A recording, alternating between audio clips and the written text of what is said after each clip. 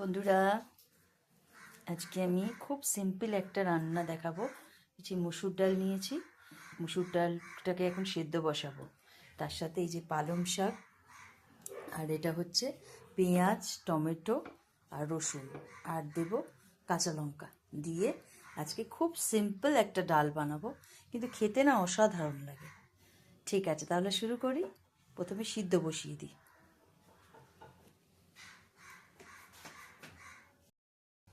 ডালটা আমার মোটামুটি সিদ্ধ হয়ে গেছে। এবার আমি দেবো এতে নুন দিয়ে দিলাম, আর দেবো হলুদ।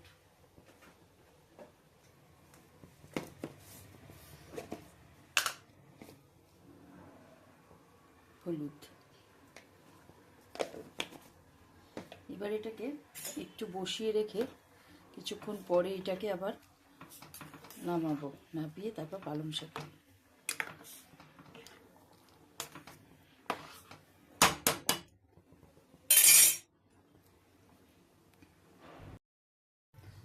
হ্যাঁ, এবার আমি ওই ডালটা এর ভেতর দেবো, কারণ ওটা না বড্ড ছোট জায়গা। ডালটা একটু দিলাম।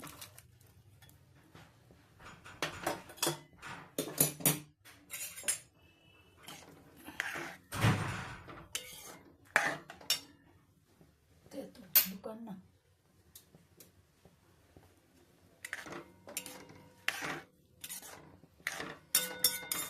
এবার এর ভিতরে সব মিশিয়ে দেবো, কারণ ডালের সাথে সাথে শাকটাও সিদ্ধ হয়ে যাবে।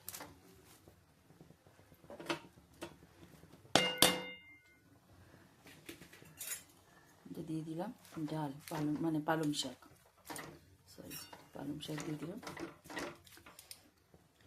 এবার দিয়ে দেবো অল্প করে পেঁয়াজ, কাঁচা পেঁয়াজ, অল্প করে কাঁচা পেঁয়াজ দিলাম। আচ্ছা, একটু রসুনও দিলাম, টমেটোটা দিয়ে দিলাম, আর দেব কাঁচা লঙ্কা। এবার এটা ঢাকা দিয়ে রাখবো, সিদ্ধ হবে।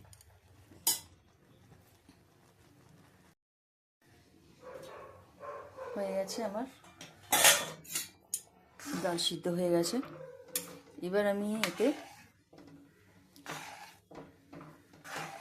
আমি এটা সোমবার দেব।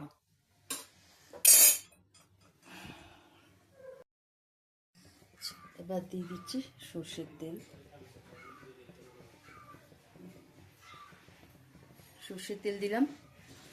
এবার দেব, সর্ষের তেলটা একটু গরম হলে দেব একটু জিরে, তেজপাতা, পেঁয়াজ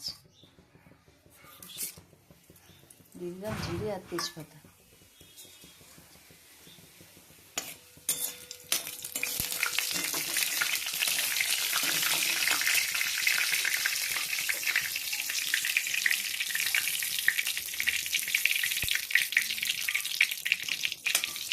জিরেগুলো ভাজা ভাজা হয়ে গেছে।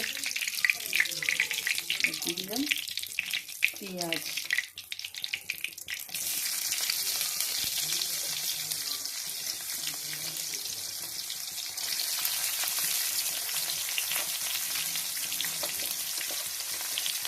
আর রসুন, একটু রসুন দিলাম, পেঁয়াজ দিলাম, আর দিয়ে দিলাম টমেটোটা একসাথে ভাজবো।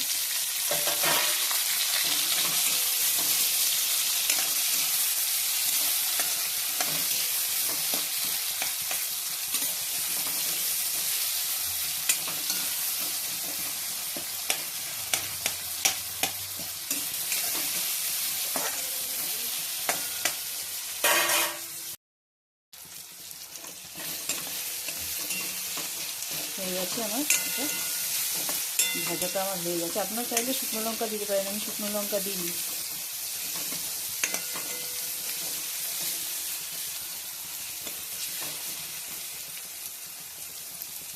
লাল লাল হয়ে ভাজা হয়ে গেছে। এবার আমি ডালটা দিই।